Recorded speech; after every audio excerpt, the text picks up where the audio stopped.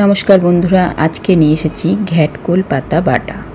ঘ্যাটকোল পাতা বাটা তৈরি করতে যা যা উপকরণ লেগেছে সামান্য কিছু উপকরণ আমি রেডি করে নিয়েছি।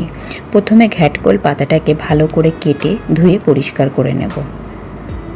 এরপর 3টে কাঁচা লঙ্কা নিয়েছি, আর নিয়েছি 2 চামচের মতো সর্ষের তেল, 1 চামচ নিয়েছি কালো জিরে, 2টো শুকনো লঙ্কা, 10-12 কোয়ার মতো রসুন নিয়েছি,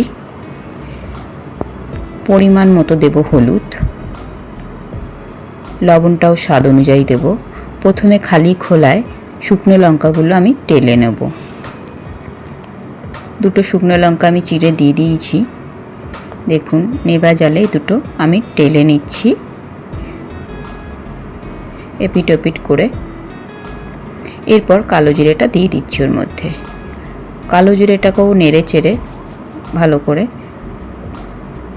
নামিয়ে নিয়েছি। এরপর রসুনগুলো আমি খালি খোলায় দিয়ে দিলাম।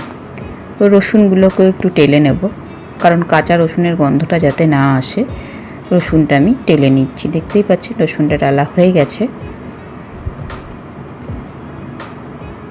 এটা রসটা আস্তে আস্তে টেনে আসে। এরপর ঘ্যাটকোল পাতাগুলো আমি রসুনের ওপরে দিয়ে দিচ্ছি।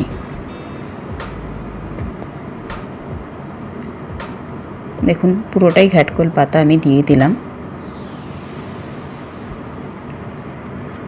3টে কাঁচা লঙ্কাও দিয়ে দিচ্ছি।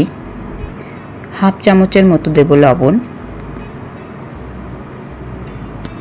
আর সামান্য পরিমাণে হলুদ দেবো। যেহেতু শাক, হলুদ দিতেই হবে, সামান্য পরিমাণে হলুদ দেবো। এরপর একটু নেড়ে চেড়ে দিচ্ছি খুন্তির সাহায্যে, যাতে লবণটা পুরোটাই লেগে যায়। এরপর একটা লিড দিয়ে আমি ঢেকে দেব 15 মিনিটের জন্য নেভা জালে। দেখুন, ঘ্যাটকোল পাতাটাকে আমি নামিয়ে নিয়েছি, হয়ে গেছিলো আমার। আর খালি খোলার চাটা ছিল কালো জিরে, শুকনো লঙ্কা আমি মিক্সিতে গুঁড়ো করে নিয়েছি। ঘ্যাটকোলটাও ঠান্ডা হয়ে গেছে, ওটাও আমি মিক্সিতে পেস্ট করে নিয়েছি একসাথে, সামান্য পরিমাণে একটু জল দিয়ে। এরপর আমি কড়াইতে তেল দিয়ে দিয়েছি। তেলটা গরম হয়ে গেছে। এবার ঘ্যাটকোল পাতার পেস্টটা আমি কড়াইতে একটু টেলে নেব। দেখুন, পুরোটাই আমি দিয়ে দিয়েছি।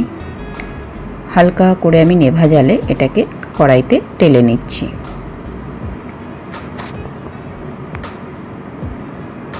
দেখলে মনে হবে আপনার এটা শিলে বাটা, কিন্তু এটা আমি মিক্সিতেই করেছি। সামান্য পরিমাণে মিষ্টি দিচ্ছি, একদম সামান্য পরিমাণে। দেখুন, রেডি হয়ে গেছে আমার ঘ্যাটকোল পাতা বাটা। ঘ্যাটকোল পাতা বাটা আপনাদের কেমন লাগলো অবশ্যই জানাবেন।